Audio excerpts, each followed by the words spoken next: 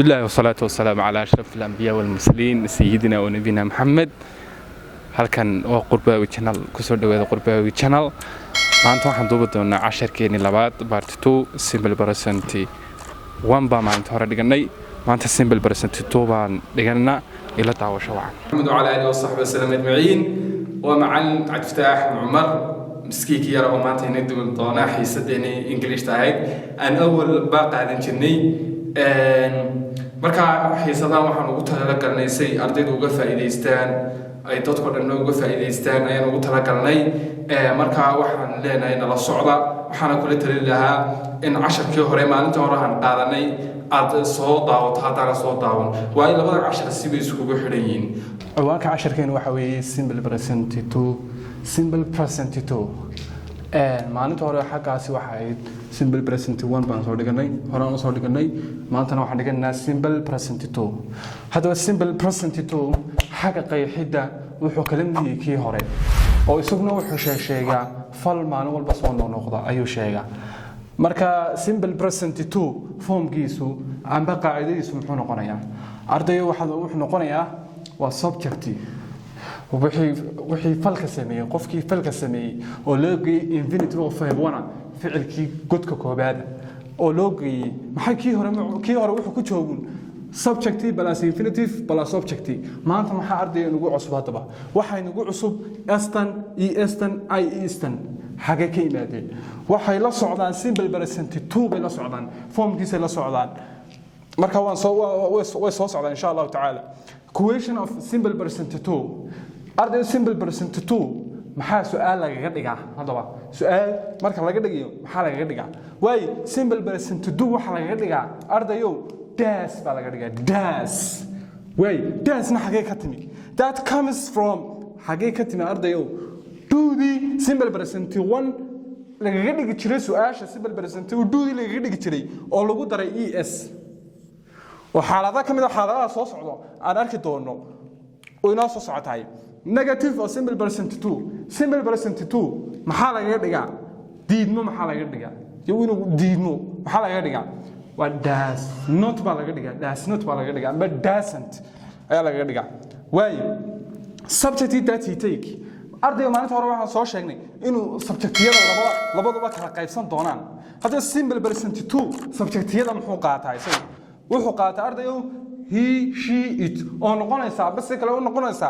intii ka soo hadhay simple present 1 intii ka soo hadhay way maxaan ku yiri simple present 2 he she it buu qaadanaya amba si kale aad u fahmay weydo waxa weeye simple present 1 wixii ka soo hadhay way note waxaad ogaanaysaa ardayo sh ch sh ss o x intaas xuruufi hadday come to the end of the verb hadday imaadaan gadaasha amba dhamaadka ficilka hadday imaadaan maxaa sameynaysaa ardayo waxaad sameynaysaa ad waxaad ku daraysaa es baad ku daraysaa way waxaan sheegnay xuruuftaas oo dhan inay hadday ugu dameeyaan ficilka lagu dari doono es baa lagu daraya ch وفعل ugu dambeeyaan ch ugu dambeeyo waxa kamid ah watch match catch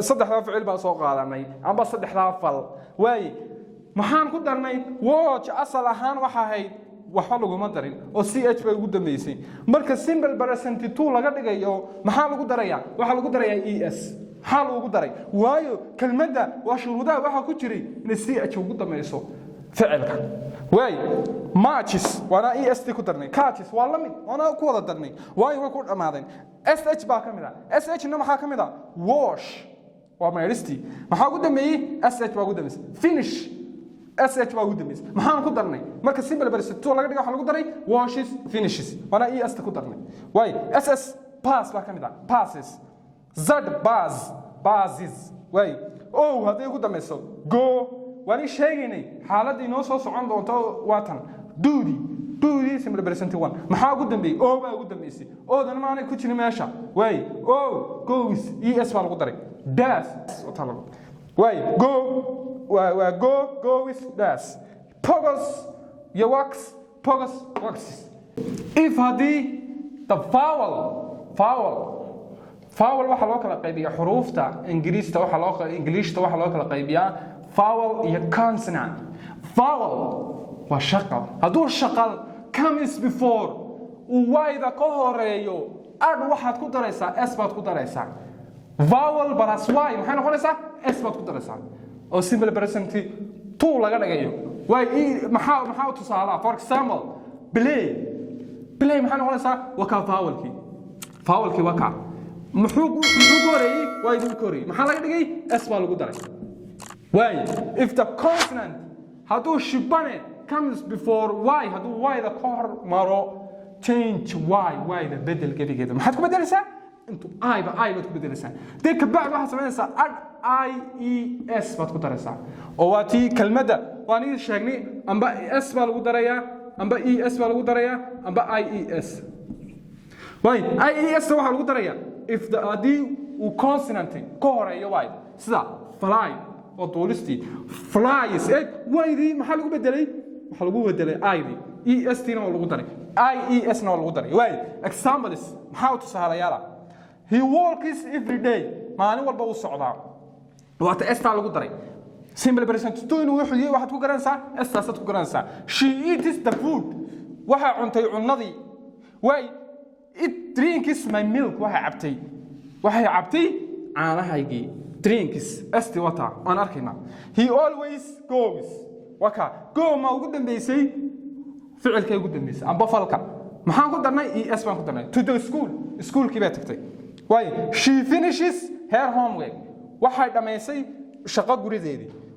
Why maxaa sh baa ugu dambeysay es baa lagu daray. She pushes my car maxaa ugu dambeeyay sh baa ugu dambeysay maxaa lagu daray es baa lagu daray.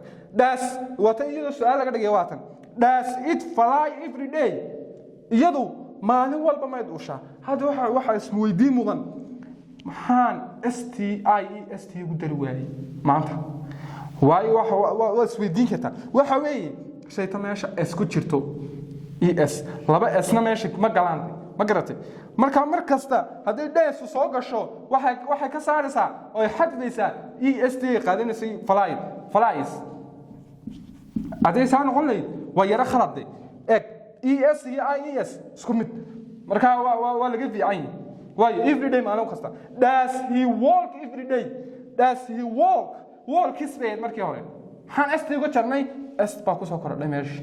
Why he does not walk every day waa iyadoo diidma laga dhigay does not. She wears a red shirt waa xirantay red shirt waa ganaas.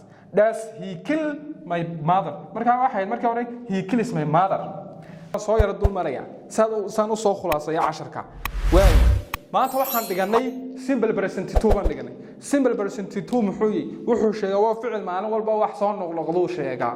Way formkiisu muxuu noqonayaa wuxuu noqonayaa subject plus infinitive oo verb plus SIS plus objective. Marka maxaa su'aal laga dhigaa das baa laga dhigaa. Way maxaa negative iyo diidma laga dhigaa dasmat baa laga dhigayaa. Way muxuu qaata subjectiyadu qaatay waxa weeye he she it. Way kelmadahan haday CHSH SSO XZ haday waxaas oo dhan imaadaan verbka amba ficilka xagga ugu dameysa waxaan ku daraysaa es. Way waan soo sheegnay falkii amba ficiladii ugu dambeeyay hadii vowel comes before y haduu imaado waxa ku daraysaa s haduu consonant iyo shibana imaado waxa ku daraysaa IES. Saalayaashana sidii ugu fiicnayd ayaan inii soo gudbiyay marka waxaan rajaynayaa inaad fahanteen ardayow waxaan kala ogeysiinayaa in casharkan ku celceliyo waayo wixii hadana ku celcelin ku gali maayo wixii oo yani waa scientific luqad qalaad weeye marka waxaan rajaynayaa inaad ku celcelisaan wad mahadsantiin aad iyo aad baad mahadsantiin.